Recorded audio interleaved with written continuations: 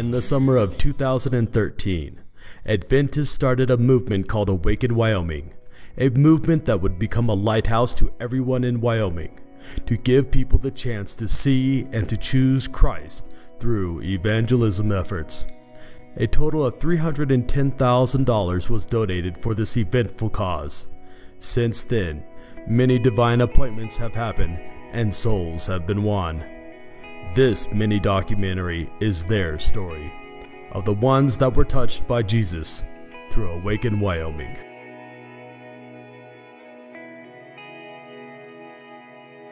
My name is April Martin. Asia is my daughter. So I didn't know what I was doing wrong. How come my daughter didn't love Jesus? And it was really hard for me. But one year, I think it was 3 years ago, I think, there was a mini army meeting in Cheyenne. It was 3 days long. She didn't really talk about anything that she did, and when I asked her how things were, or did she have fun, she'd just be like, yeah, you know, and not really give me specifics of anything.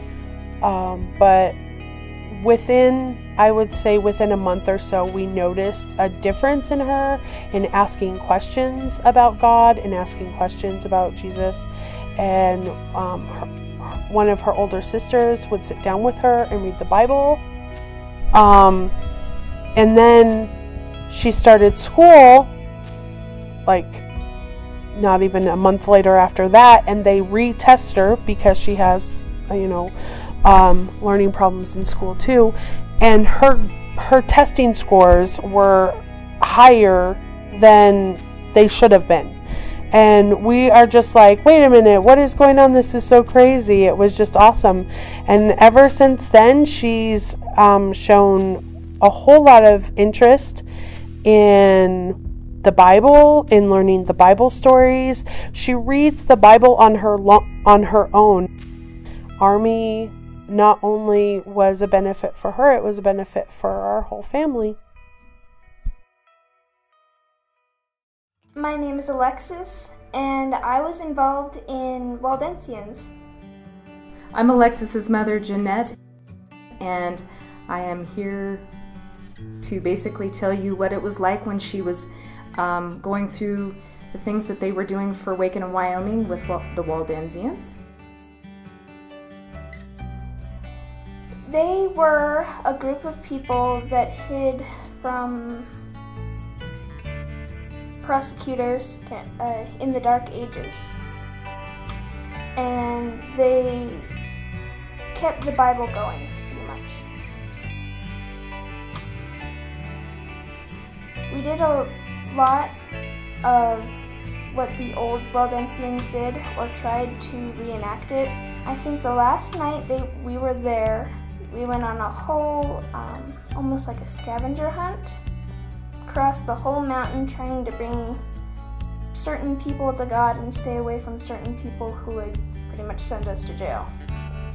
And we hid Bible memory verses on us to give to the people who were interested. We went across camp, certain people leading us to certain places, like we went to the horse stables and were inspected for Bible verses. And if any were found, we were to deny having them or accept our fate. When they did the Waldensians up at Mill Spring Ranch, and they were going around and proving whether they were faithful or not, I believe is what they were really trying to get at. Some of the kids said that they turned and they said, no, I don't have any of the Bible verses, or yes, I do. And, the ones that had not stood up for God, they were kind of sad when they were talking about it. But the ones that really did stand up for God, you could see the glow in their face, even though they were arrested and, treated horribly. I'm sure it was nothing like the real thing, but to them it felt real. And it was just kind of a neat little trial. And then after it was all done, we all ended at Mossy Cave down below the camp and talked about what the Waldensians would have gone through. Hi, I'm Dennis Pumford, pastor of the Casper Seventh-day Adventist Church, and we believe in evangelism. Awaken Wyoming has given us funds to do 2 seminars this year. One we've already done and one we'll be holding this fall. In the last couple of years, Awaken Wyoming has also provided funds for full-fledged evangelistic series in our church this last winter. Thanks to Awaken Wyoming funds, which paid for half of it. The seminars that I hold are fairly inexpensive. This one costs $10,000. And we do appreciate the support that we've received from Awaken Wyoming, and there's always results. And this last Sabbath, we had the privilege of baptizing 2 people from the seminar. They have 3 children, just a young couple, 28 years of age, Brian and Crystal. And they're a wonderful couple, and they made their decision based on coming to our seminar. Actually, they'd only been in a church twice before coming to the seminar, and ever since the seminar they've been coming to our church regularly. We also had another person be baptized from the seminar, but they moved away right at the end of the seminar to Huntsville, Alabama, and there they were baptized. So then we have 2 other people attending church. They haven't been baptized yet. This fall we have another seminar that's going to be conducted in October. I'm Jerry Cornelius from the Laramie Seventh-day Adventist Church. Okay, the reason Laramie was looking for a Bible worker was that membership's dwindling. There's only a few of us willing to do things for the church, but it's been so hard holding down a 40-hour-a-week job and trying to get out in the community. So about a couple of years ago, talking with the pastor, we decided to look into hiring a Bible worker and started the process. He contacted all the schools around here, South Dakota, and of course California and back east too. And we've had a few interested. Hi, my name is Robert Gooding. I go to Wyotech in Laramie, Wyoming, and I'm a young Christian. Well, I was in my room watching Netflix after class like usual. Just exhausted and tired.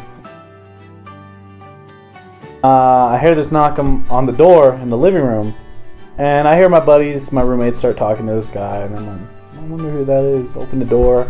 I look, there's this guy named Jared, and he was like, hey, you want to take a survey and stuff? And he asked me a bunch of questions, and the last question he asked was, would you like a Bible study? I was like, sure. You know, my eyes lit up, and I thought it was a good opportunity. So we scheduled it for next week, but I remember I told him, I was like, hey Jared, look, we can't do it Fridays or Saturdays because I'm going to be out drinking with my bros. And, you know, that's how my life was back then. Well, the first time me and Jared studied, we studied Daniel 2, King Nebuchadnezzar's dream. And it really entrapped me because towards the end you have the 10 kingdoms, and one of those kingdoms is Germany. I'm German, I was raised there, my mother's German, and that, you know, seeing my country in the Bible just really entrapped me. And plus, you know, going after history and stuff, seeing Daniel 2 and the kingdoms and stuff. And it really proved that the Bible's true. Started learning about 10 Commandments and stuff. I actually really didn't know a lot. I was, like I said, I was a new Christian. And I didn't even know what Sabbath was. All I knew is that God rested on the 7th day. That's all I knew. That's all I knew. Well, before I always saw Jesus as just some dude who died on the cross.